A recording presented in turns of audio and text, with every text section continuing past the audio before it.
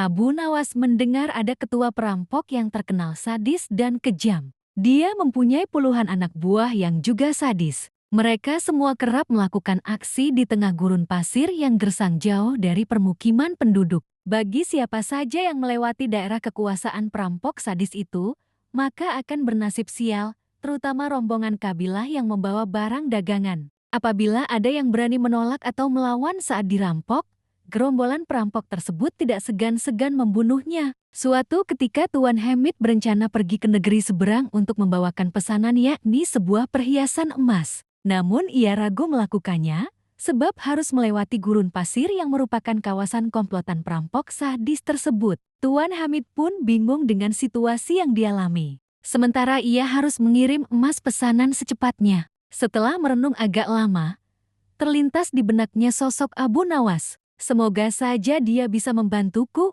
pikir Tuan Hamid. Dia lantas pergi menemui Abu Nawas. Sesampainya di rumah Abu Nawas, Tuan Hamid lalu mengungkapkan permasalahannya. Wahai Abu Nawas, aku bingung dengan situasi yang sedang aku alami. Barangkali kamu bisa membantuku, ujar Tuan Hamid. Masalah apa yang membuatmu bingung? Tanya Abu Nawas. Begini Abu Nawas, besok aku harus mengirim perhiasan emas ke negeri seberang.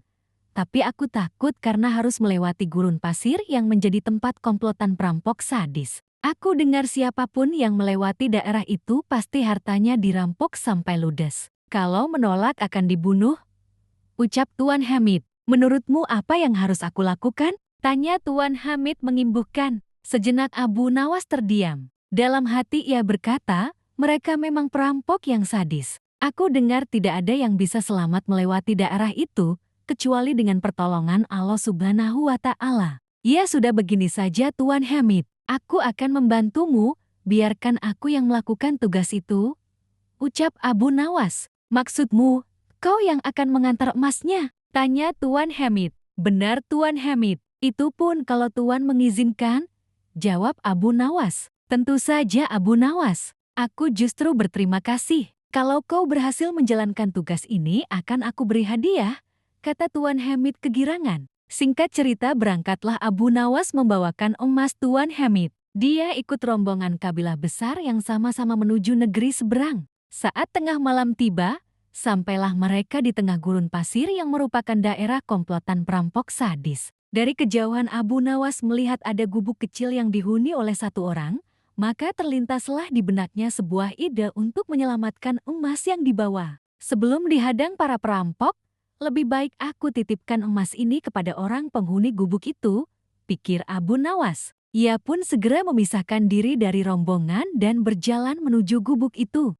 Kawan, bolehkah aku menitipkan barang ini sebentar? Tanya Abu Nawas. Orang penghuni gubuk itu menjawab, silakan taruh saja di dalam. Setelah menitipkan emas, Abu Nawas lalu mengejar rombongannya dan kembali berjalan bersama para kabilah. Tidak lama kemudian, tiba-tiba komplotan perampok muncul mengadang dengan pedang terhunus di tangannya. Serahkan semua barang kalian, jangan ada yang tersisa. Bila kalian melawan atau menolak, kami tidak segan-segan membunuh kalian.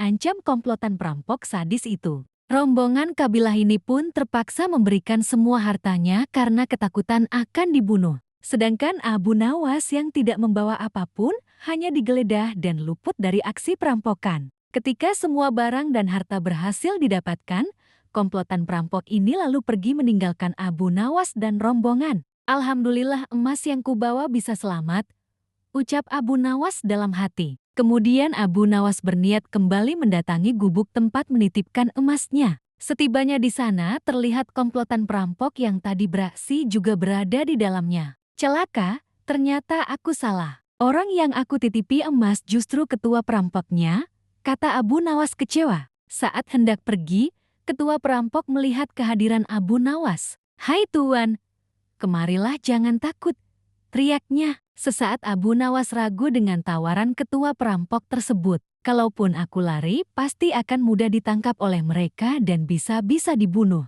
Lebih baik aku datangi saja. Hanya kepada Allah, aku meminta perlindungan, ucap Abu Nawas dalam hati. Lalu Abu Nawas memberanikan diri menghampiri mereka. Tuan mau mengambil barang titipan Tuan? Tanya ketua perampok. Benar, Aku kesini berniat untuk mengambilnya, jawab Abu Nawas. Ambillah dan segera tinggalkan tempat ini, ucap ketua perampok. Abu Nawas sempat terkejut dan heran dengan ucapannya. Tidak ingin menyia-nyiakan waktu, Abu Nawas segera mengambil emas titipannya dan pergi meninggalkan tempat itu. Saat Abu Nawas berjalan menjauh, sayup-sayup mendengar percakapan para komplotan perampok tersebut. Kenapa Tuan membiarkan orang asing itu mengambil hartanya? Tanya salah satu anak buah. Sang ketua perampok menjawab, orang asing itu telah mempercayaiku, seperti aku mempercayai Allah yang akan menerima tobatku. Aku hargai kepercayaan orang asing itu, agar Allah menghargai kepercayaanku pula.